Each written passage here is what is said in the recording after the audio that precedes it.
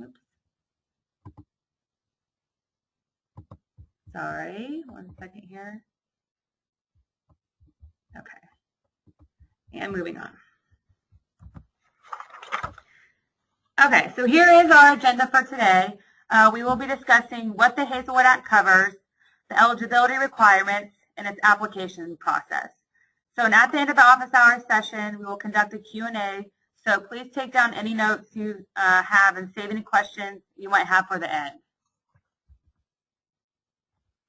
And just to prepare everybody for the Q&A at the end, in your toolbox on the right-hand side of your screen, there's a section that says enter a question for staff.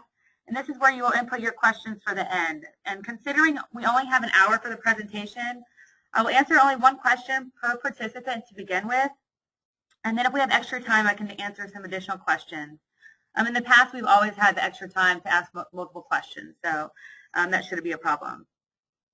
And if we do not get to all your questions at the end, you'll be able to email them to us at education@tvc.texas.gov. And that email address is checked every day, so you will get your answer. Okay. So now we'll move on to the Hazelwood Act. And the Hazelwood Act is a state of Texas education benefit that provides qualified veterans and the family members with a tuition exemption for up to 150 credit hours. What does the Hazelwood Act cover? The Hazelwood Act is an exemption from the payment of tuition, fees, dues, and required charges, except deposits and student services fees for 150 credit hours. And just a reminder, books are not included. And just to give you a better perspective on the number of hours, 120 credit hours is usually the norm for a bachelor's degree. So it gives you some extra hours to work with. The student must be enrolled in a Texas public college or university. Eligible classes must receive state tax support known as formula funding. And just a reminder, private institutions of higher education are not eligible. The institution must be a Texas public college or university. So now we will move on to the eligibility requirements for the veteran. As a veteran, you must have at least one of the qualifications listed in red at your time of entry and all of the qualifications on the right. So you must have entered the service in the state of Texas, declared Texas as your home of record at the time of entry, or were a resident of Texas at the time of entry. You must have at least one of those three qualifications. Then you must have served at least 181 days of active duty service. This does not include basic training. Have an honorable discharge or discharge under honorable conditions, and reside in the state of Texas. You must also not be in default on a state loan through the Texas Higher Education Coordinating Board.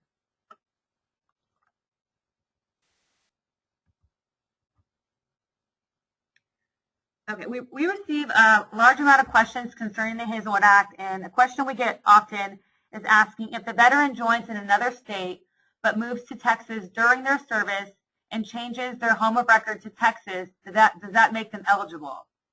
And the answer is no. You must, at the time of entry into the service, declare Texas as your home of record.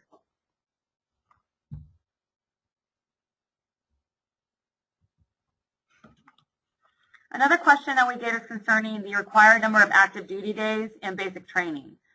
Does basic training count towards the number of active duty days? And the answer is no. All basic training is excluded.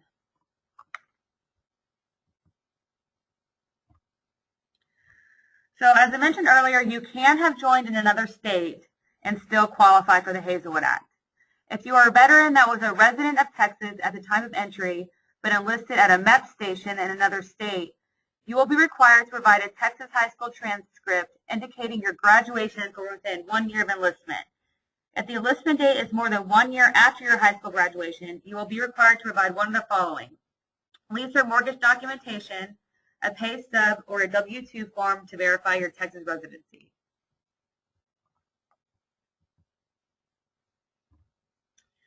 Okay, we will now move on to the Legacy Act requirements for the Hazelwood Act. The Legacy Act is for transferring unused hours to a child from a veteran that has not been killed in action, not missing in action, or totally disabled. The veteran must first have the Hazelwood Act requirements mentioned previously in order to transfer.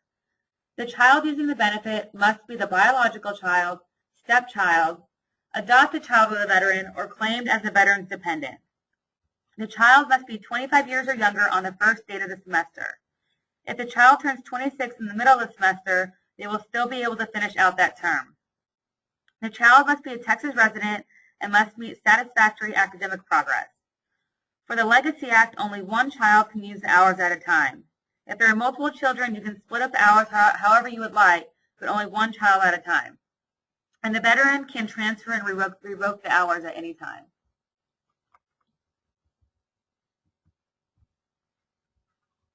Now we move on to the eligibility requirements for the spouse and or child of a veteran.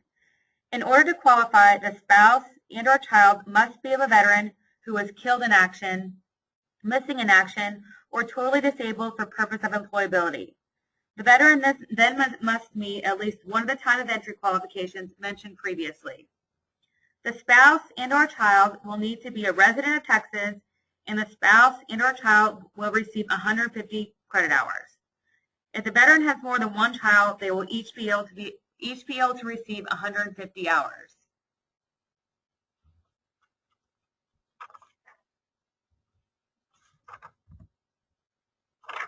Okay. Now we will move on to the application process and documentation needed when applying. We are currently in the process of simplifying these applications, so please be patient with us and continue to use the current applications until further notice. I know they are working on these right now, and they should be out in about a week to 2 weeks max. Right, but there still will be a date that you will be able to use the old applications until. Absolutely. Once the new applications come out, if you've already printed and started completing the current applications, they will still be accepted until spring 2015. Okay, thank you, Justin. Okay, so if you are the veteran applying, you'll need to fill out the HE-B application, and you will need a copy of your DD-214 or DD-215 and a VA certificate of eligibility statement regarding your post-9/11 GI Bill eligibility. Only veterans that have served after 9/11/2001 will need the certificate of eligibility. All paperwork will be turned into your school's Hazelwood Act administrator. And just a reminder that you can retrieve all of these applications from our Hazelwood Act website. And the website is listed below. And once you go to the website, the applications are at the very top of that website.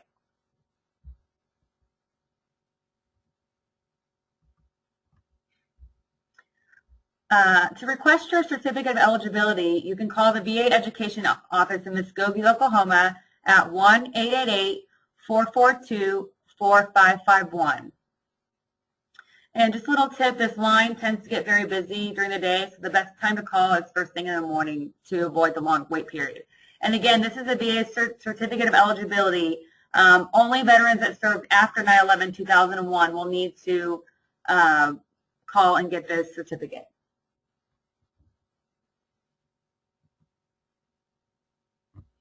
Okay, if you are using the Legacy Act portion of the Hazelwood Act, the veteran will need to fill out the HE-V application, and the child fills out the HE-D application. You'll need a copy of your DD-214 or DD-215, then a copy of the child's birth certificate, adoption documentation, or IRS 1040 form from the current or previous year indicating the child's dependency. For stepchildren, a combination of a birth certificate and marriage license to the spouse can be accepted in lieu of the IRS 1040 form. You will also need a copy of a death certificate if the veteran is deceased.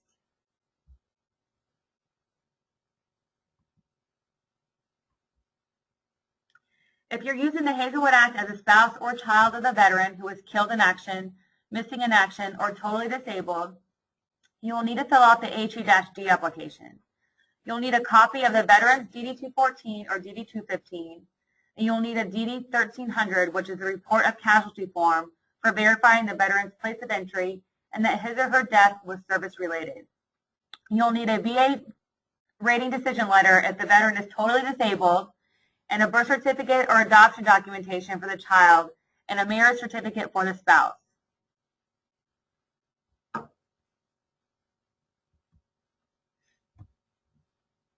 If you have misplaced your DD-214, there are two ways you can retrieve that or receive a new copy. You can go online. You can submit your request online to www.archives.gov/veterans, or you can call the National Personnel Records Center at 314-801-0800. And I've actually submitted a request to get my DD-214 before, and it took about 2 weeks, so it's not that long of a wait period.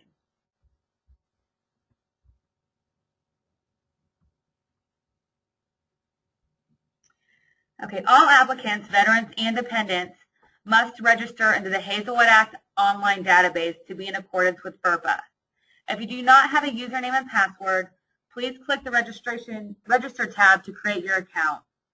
If you do already have an account and you log on to see how many hours you have left, the number you see in the account is how many you have used.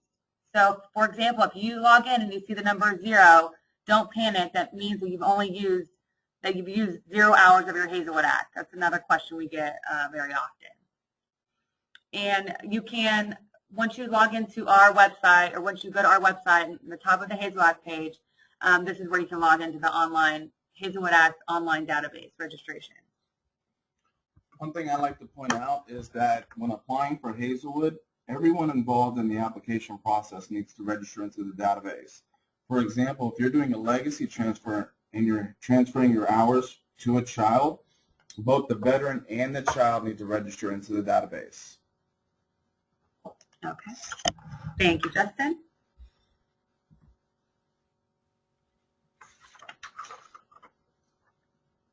Okay, stacking Hazelwood Act with your federal education benefits is allowed. This is another question that we get very often. So Hazelwood eligibility will be based off of the veteran's current election of federal education benefits. Federal benefits that are dedicated to the payment of tuition and fees, such as post-9/11 benefits, must be considered when granting the Hazelwood Act. So stacking is allowed if the value of Chapter 33 benefits is less than or equal to the value of Hazelwood. So, for example, if you're only using 70% of your post-9/11 GI Bill, then you can use the Hazelwood Act to cover the rest of that 30%.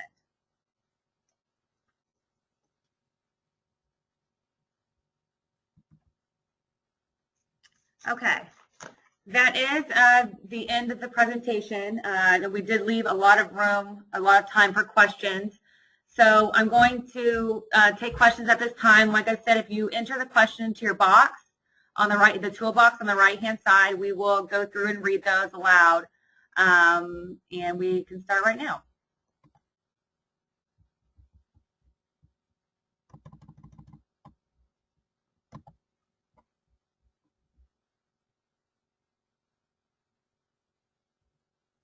Okay. The first question that we have is, where can we get a copy of your presentation? This presentation will be online. Just give it about a week or so, and we will be posting this on our education website on the Hazelwood Act page. Or I'm not sure if we're going to put it on the education website or the Hazelwood Act. So yes, we will be sending out this a copy of this presentation.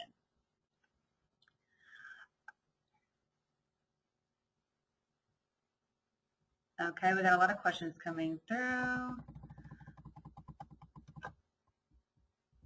going to erase all these.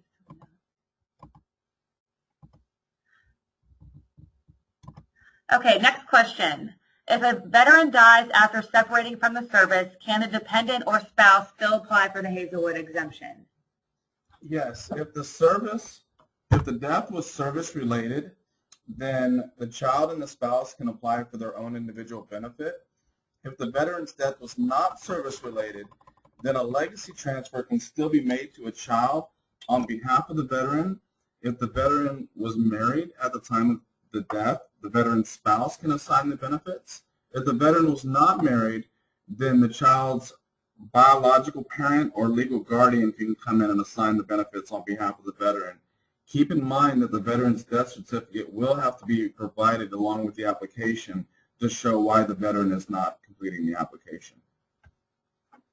Okay, Buzz, I hope that answered your question. If not, if we have time, you can ask another question or send us an email. Next question. If I used all of my GI Bill benefits in 1985, would there still be 150 hours left? Yes, if you qualify for the Hazelwood exemption and you have no more remaining entitlement for the GI Bill, then the Hazelwood exemption can be used. Actually, a discharge back in 1985 would be before 9/11/2001. So if the benefits weren't already used, they would have been expired by now. So a certificate of eligibility is not required, and Hazelwood could be used if you qualify. Okay. Looks like Michael Roberts, you're asking what the website address is. If you go to www.tvc, as in Texas Veterans Commission, .texas.gov, that's our main website, and then you can click on the Education tab at the top of that page, and that will direct you to our Hazelwood Act page as well. Okay, next question. It looks like we have a question about stacking benefits. For stacking of benefits, how does Hazelwood compute how many hours I've used? For instance, I'm eligible for 60% post 9/11 GI Bill benefits, so Hazelwood will cover 40%? That is correct. The school will take the amount of tuition and fees paid for by the post 9/11 benefits, and they will determine the remaining amount of tuition and fees that will be covered by Hazelwood, and they will apply a proration so that only the number of semester credit hours covered by Hazelwood count against your Hazelwood hours when you're stacking with the post 9/11 benefit. Okay. Next question. Is there a time limit on when you can utilize the benefits? For Hazelwood Act, there is no time limit for the veteran to use the benefit. If you do wish to pass it down to your children, there is an age limit, and that is 18 to 25 years old. So once the child turns 26, they will not be able to use it. But again, there is no time limit for the veteran to use the Hazelwood Act. That's correct. Next question. How do you find out what your residence was when you joined? I was born in Texas, but was living in Mississippi when it inducted. Okay, if your DD 214 does not list Texas as your place of entry into active duty or as your home of record at the time of entry, because if one of those two boxes was Texas, you don't need to prove your Texas residency when you entered. But assuming that both of those boxes are not Texas, you're going to need to discuss your situation with your school to determine what documentation you can submit that the school is willing to accept that would prove that you were a Texas resident when you enlisted in a different state.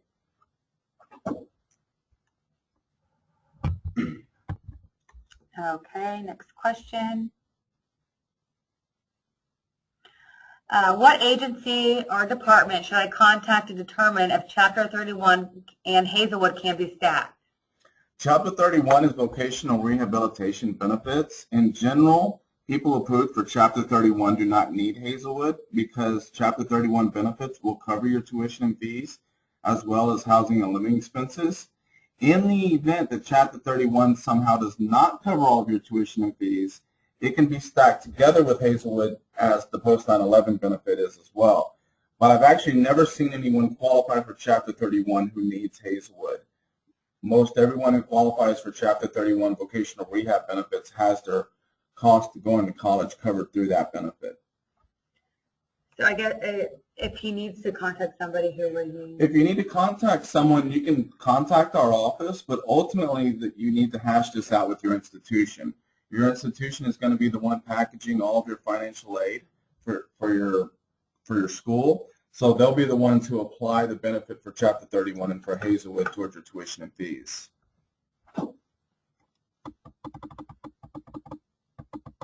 Okay, next question.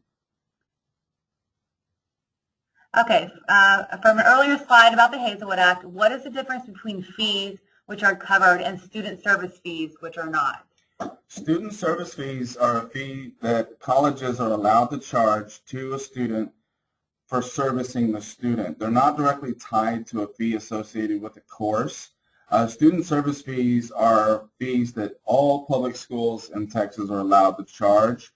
And since it is a student service fee and not a fee directly related to a course, it's not exempted through the Hazelwood exemption. And deposits are not exempted as well. Any mandatory fees directly associated with the course will be exempted by the Hazelwood exemption. Okay. Let's have a question from Becky. I have about 60 or so hours left to get my bachelor's. I can then transfer the rest of my hours to my child. I don't know if that is that a question, Becky? But yeah, if you have 60 or so hours left to get your bachelor's and you use the Hazelwood Act and you have remaining Hazelwood Act hours, you can transfer those to your child as long as they have the qualifications. As long as your child is under the age of 26, Texas resident, good academic standing, and is the veteran, you still physically reside in Texas. Yes.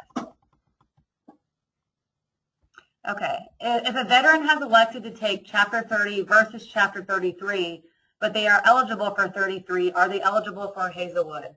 Absolutely. While the student is using Chapter 30 Montgomery GI Bill benefits, which do not conflict with Hazelwood at all, Hazelwood can cover the tuition and fees, and the student can receive their Chapter 30 stipend, housing stipend, and use that for books and living expenses. However, when that Chapter 30 benefit is exhausted, Hazelwood will then stop, because at that time the school needs to know if you're eligible for Chapter 33 post-9/11 benefits or not. Assuming that you are going to be eligible for post-9/11 benefits, because most veterans who are eligible for Chapter 30 are eligible for 33 as well, Hazelwood will be stacked accordingly depending on your percentage eligibility for those post-9/11 benefits. But to answer your question again, you can use Hazelwood with Chapter 30 until your Chapter 30 runs out.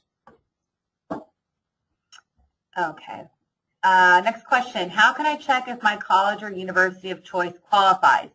It's from Michael. Michael, the college or university has to be a public school in Texas. Yes, any community college in any state university in Texas qualifies. If you go to the Hazelwood page on our Texas Veterans Commission website, there is a link, and any of the institutions listed under the public category would qualify for Hazelwood, and obviously any of the institutions listed as private would not.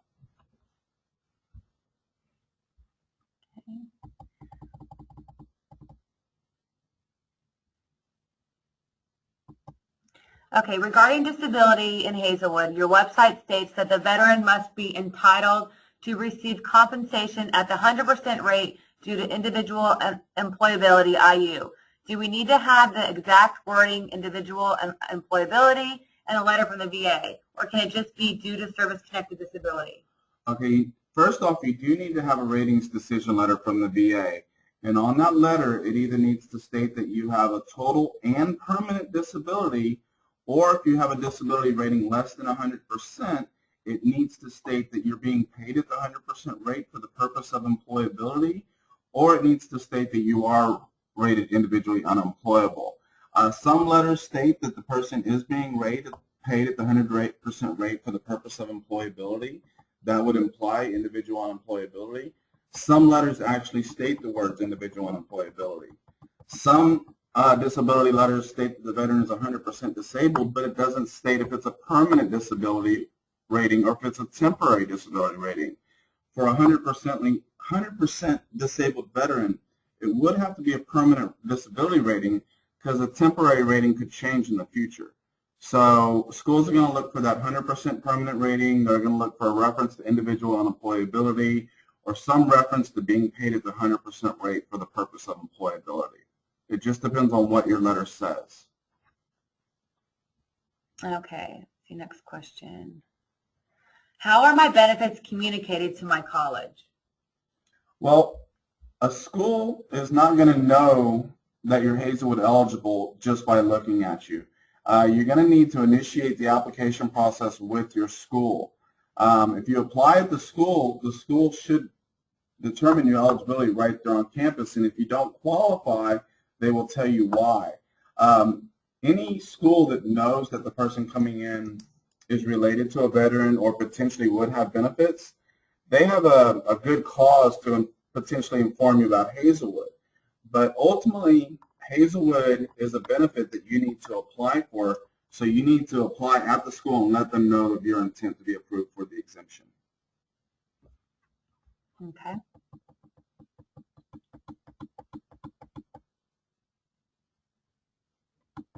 Okay, it says, the child of the veteran is termed to age 25. Understood. How about the spouse? Linda, I believe you're asking, is there an age limit on the spouse? and there is no age limit for the spouse to use the benefit. Obviously, they have to be a spouse of a veteran that is either killed in action, missing in action, or rated at 100% unemployability. And the spouse must be classified as a Texas resident to use the benefit. Beyond that, there is no age cutoff for a spouse, only for a child, through legacy. It looks like we have a couple of admin questions too, but I'm going to save those till the end, just so until we get the other veteran dependent questions out of the way.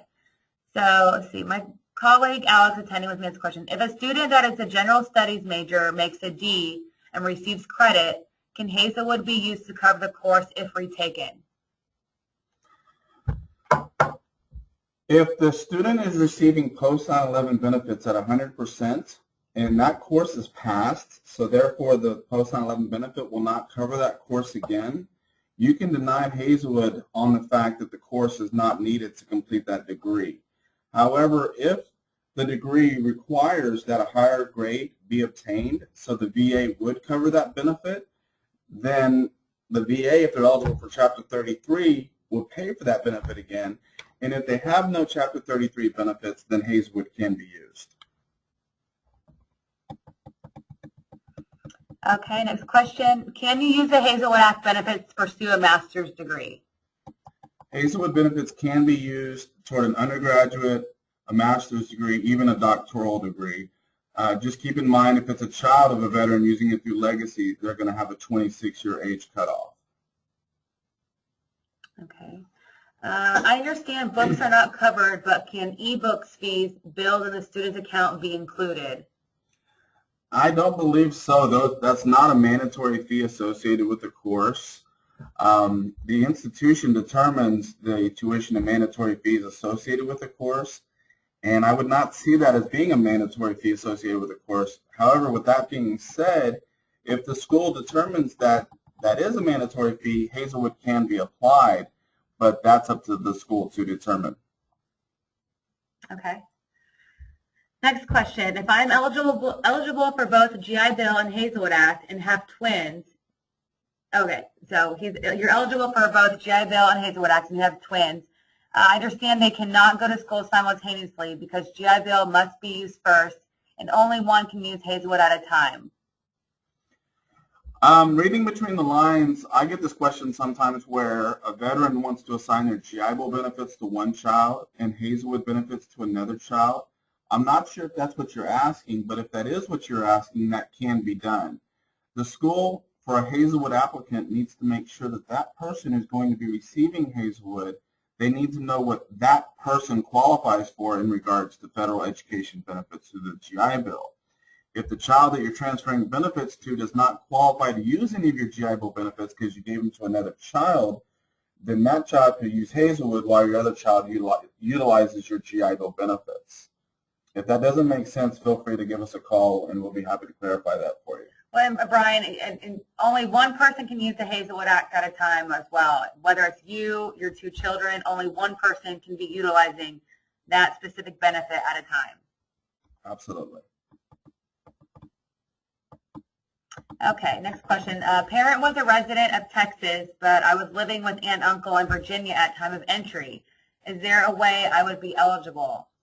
That's where it comes down to if your DD-214 does not have Texas as your place of entry into active duty or as your home of record at time of entry, the third and potential final way that you can qualify is if you can provide proof to your school that you would have been eligible for Texas in-state resident tuition at that time, then you can qualify for Hazelwood.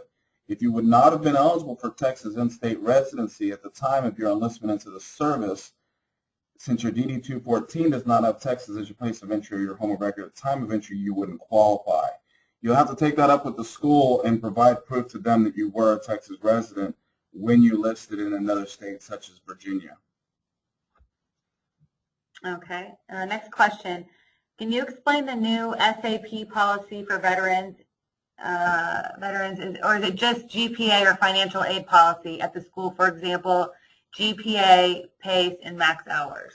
Pedro, I'm calling you out. You work for a school, and that's a school question. But I'm going to go ahead and answer that. Senate Bill 1210, which takes effect fall 14, is going to impose the financial aid satisfactory academic progress requirement on all recipients except for survivors of service-connected deceased or missing in action veterans. Our interpretation of Senate Bill 1210 is that the entire satisfactory academic progress policy will apply and not just the GPA requirement within that policy. And we will cover that in the next webinar for institutions as well. Okay, thank you, Pedro. Is there any chance that part or all of Hazelwood Act credits will time out or no longer be grandfathered for the original veteran? Well, right now there is wording in the current statute that grandfathers certain recipients depending on when they started using the exemption and if they've continuously been enrolled. With that being said, every 2 years the Texas legislature meets and goes through their session, and anything can happen to any state program in a legislative session. So a reference to grandfathering can be added, removed. We just have to see where the program is after every Texas legislative session. Okay. Another SAP eligibility. Well, right now, the SAP requirement only applies to legacy recipients. Those are children under the age of 26 who have hours transferred to them. However, beginning in fall, due to Senate Bill 1210 that was passed in the last legislative session, all Hazelwood recipients except for survivors will be required to meet satisfactory academic progress as determined by the financial aid policy of the school. Okay, next question. During most of my time in grad school, I used post 9/11 benefits exclusively because I had no knowledge I could stack this with Hazelwood. I therefore paid 20% same with my last year of undergraduate. No one from financial aid staff at either school told me about Hazelwood. I empathize with your situation, and I actually get this call and email from quite a bit of people who are just now finding out about the program, who could have used it in the past. Per the statute and the rules for the program, institutions are only required to honor the Hazelwood exemption from the moment you apply going forward. Any prior balance that you accrued before applying for the Hazelwood exemption is not required to be covered by the Hazelwood exemption.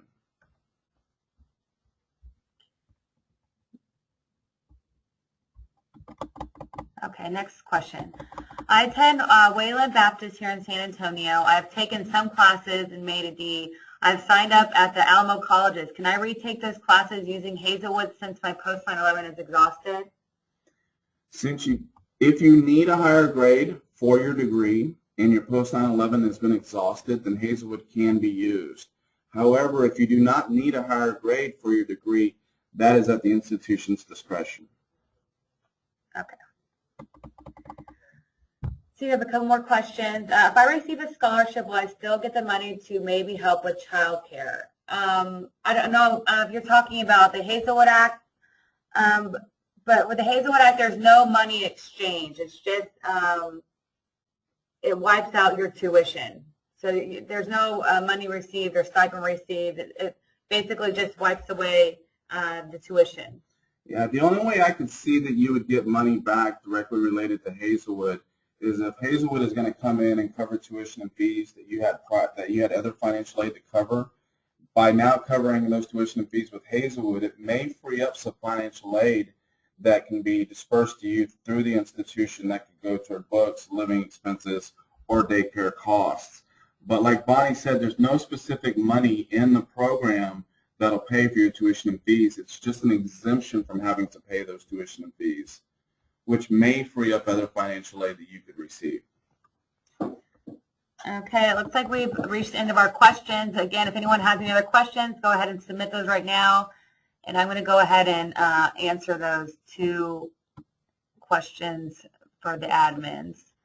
It looks like Gloria, regarding stacking, when calculating prorated hours, we use basic rounding methodology, meaning 5.3 equals 5 and 5.6 equals 6. Is this correct? Our interpretation of that is that the hours actually should always be rounded up because even say 5.3, that 0.3 equates to tuition and fees that if someone paying cash would have had to pay. Now you have 2 options. You can either round up from 5.3 up to 6 hours and report the 6 hours, or if you can determine the amount of tuition and fees dollar-wise that that 0.3 covers, and the student wants to pay that 0.3 to you, then you would report 5 hours.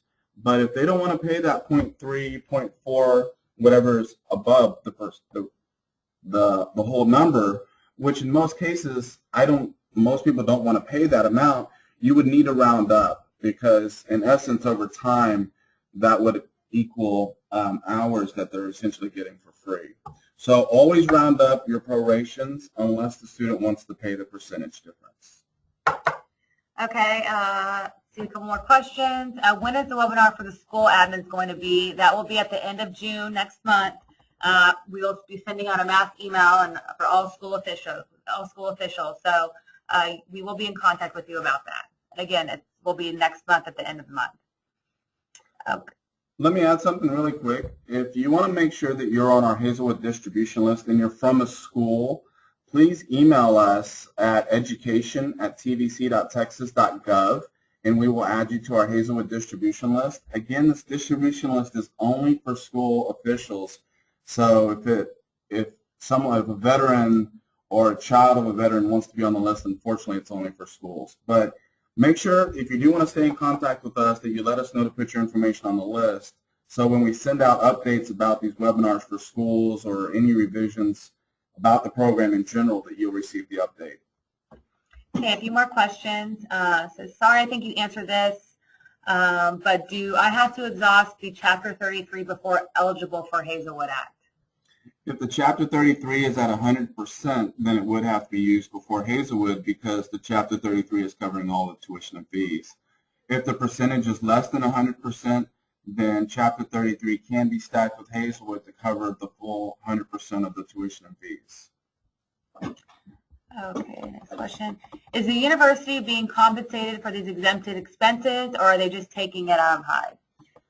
Well, this exemption can only be used at public community colleges and state universities. Public community colleges and state universities receive annual state funding known as formula funding. Now, the amount that they receive in formula funding may not be equal to the amount of tuition and fees exempted, but that is the reason why public institutions have to honor the Hazelwood exemption, since they are a public entity that receives state funding.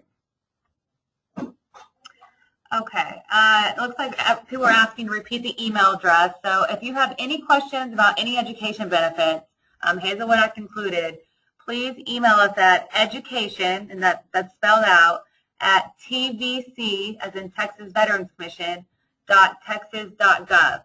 And we have an office hours episode every month.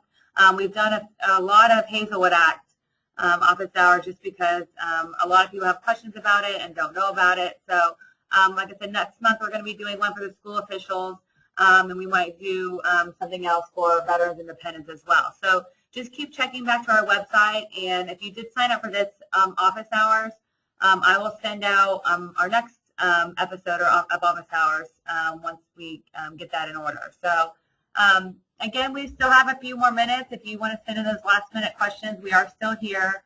And at the end of this presentation, there will actually be a survey that is sent out to you. If you could just please take the time, it will take you less than 1 minute to fill it out. It's great feedback for us because we want to keep doing these webinars and reaching out to as many veterans as we can, just making sure everybody's aware of all their education benefits. One thing I like to say, in the email address, education@tvc.texas.gov, Texas is spelled out. Don't put TX, but actually spell out the word Texas. Yes. And same thing on the website. The website is www.tvc.texas.gov, and Texas is spelled out. Any more last minute questions? Go ahead and send them through. Here we go. Okay. Hold on. There's one above here. Sorry. Okay. I was wondering if the university has a reason not to accept a grad student or a PhD candidate because they are not getting extra money in their budget. I don't want to jeopardize my chance of getting. Okay. Are you okay? Yeah. If a student qualifies for Hazelwood and they meet all the requirements, they're residing in Texas. If it's a child, that they're a Texas resident. If the courses that the student is registering for in a master's degree, the school receives state formula funding, the Hazelwood exemption can't be denied. The Hazelwood exemption can only be denied if the courses that you're pursuing, the school does not receive state funding, or if you flat out just don't meet the eligible requirements for the program. Okay, I hope that answered your question, Mark. My school is under the impression that the Higher Education Coordinating Board is a ruling agency. Is that correct? Rulemaking authority was transferred over to the Texas Veterans Commission in the last legislative session. The entire transition of the program is coming over to the Texas Veterans Commission. At this point, the Texas Higher Education Coordinating Board is serving two functions with the Hazelwood exemption. They're processing Hazelwood database reports for institutions to upload into the database, and they're also assisting with the default loan check to make sure that the applicants are not in default. Any other rules or guidance regarding the program is now shifted over to the Texas Veterans Commission. Okay. There's some people saying thank you for this presentation. Charles, thank you so much for attending. We have a couple more questions. You mentioned a VA certificate form was required for service after 2001, 9/11/2001. I was separated from active duty in 1999 and resigned my commission from regular Army in 2003. Would the VA certificate apply for me in my situation? It depends on your DD-214. If your last day on active duty based on your DD-214 is after 9/11/2001, the school is going to want a certificate of eligibility for federal education benefits. If your last day of active duty on your DD-214 is before 9/11/2001, then that certificate of eligibility is not required. Okay. Again, we have 13 more minutes left, so any more questions, go ahead and send them on through. That was the last of the questions.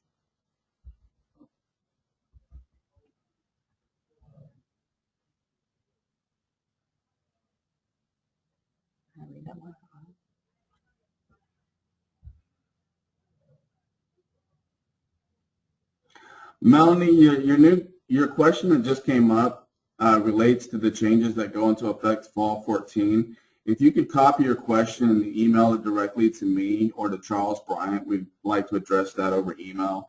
I really don't want to touch on that one right now over the webinar. Thank you, though. And your email. Our email, you can either send it to the education email, or if you have my direct email, you can send it directly to me. Does Hazelwood cover study abroad programs?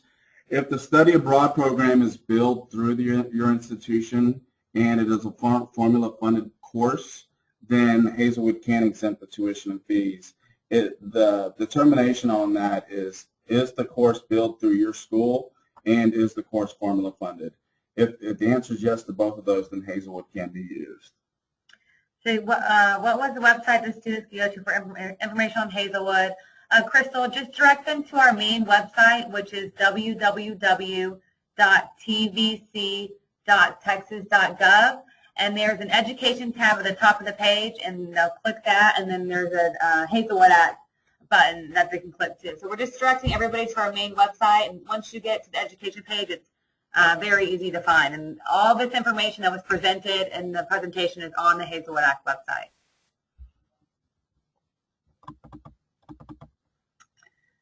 Okay, here's another question. Is the formula that we use when a person is stacking post 9/11 with Hazelwood available online?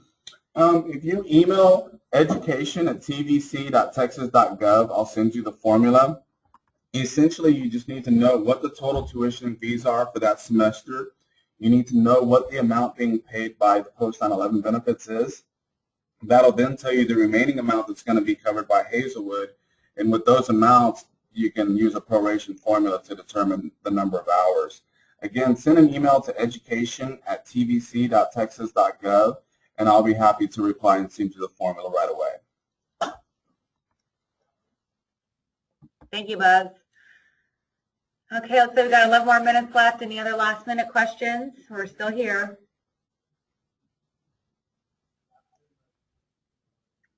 And again, for all school officials, we will be having a specific webinar for you next month.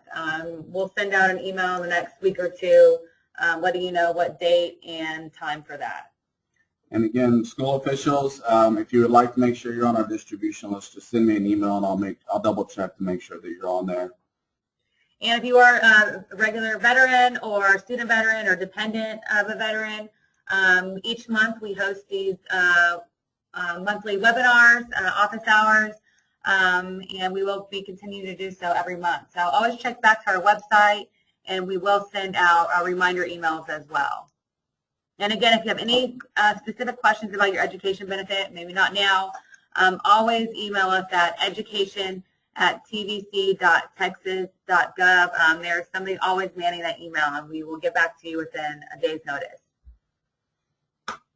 Thank you all.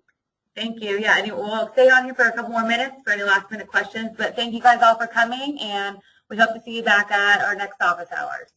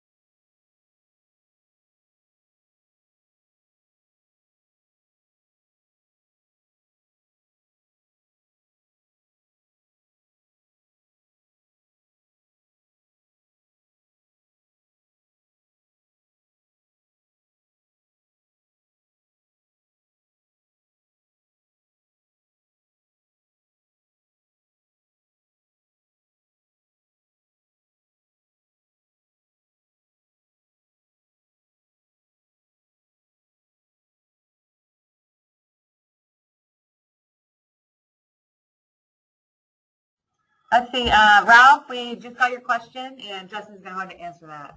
Hey, Ralph, if a student has a scholarship and Hazelwood is covering the tuition and fees, potentially that scholarship money, if you don't need it for deposits or student service fees, can be dispersed to the student. Now, in saying that, you have to look at the terms of the scholarship. If someone gave someone a scholarship, and in the terms of that scholarship, it says that this scholarship has to specifically be used for tuition and fees, then I would think that you would apply the scholarship toward the tuition and fees, use Hazelwood if you need to, if there's a difference not covered by that scholarship, and then the Hazelwood would last longer. But if the terms of that scholarship don't state that it has to go toward tuition and fees, if the person qualifies for Hazelwood, I would apply Hazelwood toward their tuition and fees and use the scholarship for any other balance owed to the school, or give it back to the student to use toward books and living expenses.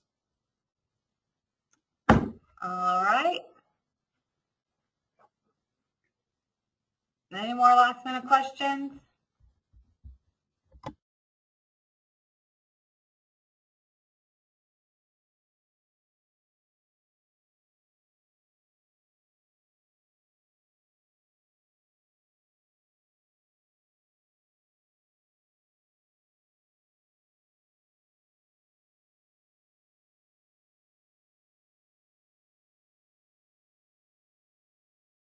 May I have a certificate of attendance for professional growth?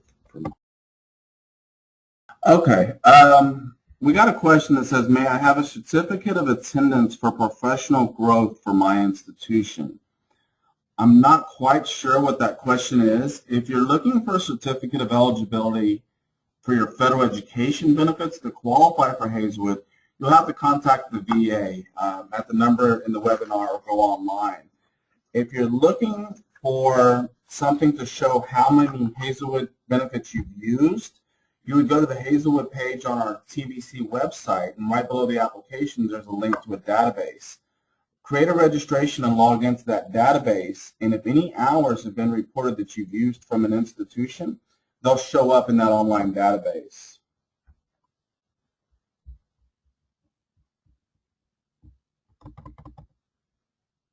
Okay.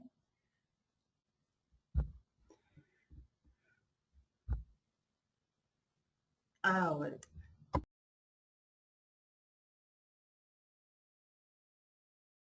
Okay. Oh, now we understand what you're asking, Michael. Oh, this is a different person. No, I know, but they choose. Okay. No, there's not a certificate for attending this webinar. This webinar is just something we do to help spread the word about the Hazelwood exemption, put to rest any misinformation that people may have, but there's not a certificate for attending the webinar, no. Sorry, Michael.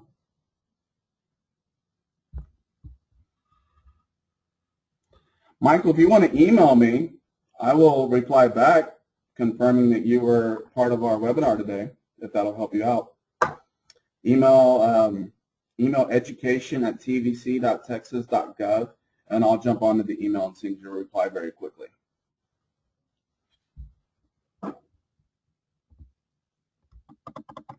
All right, going once, going twice. Any more last-minute questions? We have 5 more minutes left.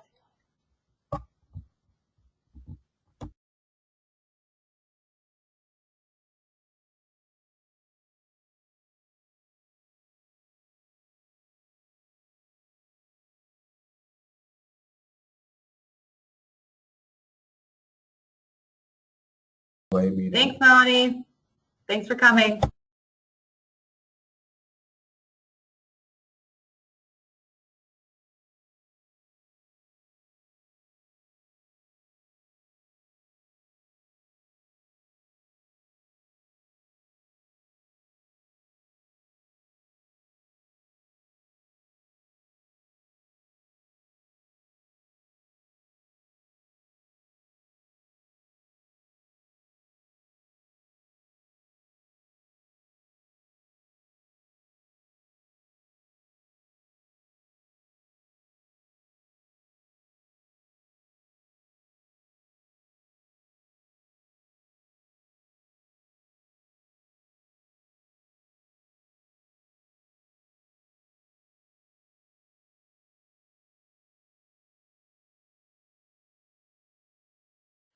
All right, we're going to go ahead and close it up today. If anybody has any questions, that they think about after this time, just always email us, education@tvc.texas.gov. Thank you so much for everybody for attending, and we'll see you next month. Thank you.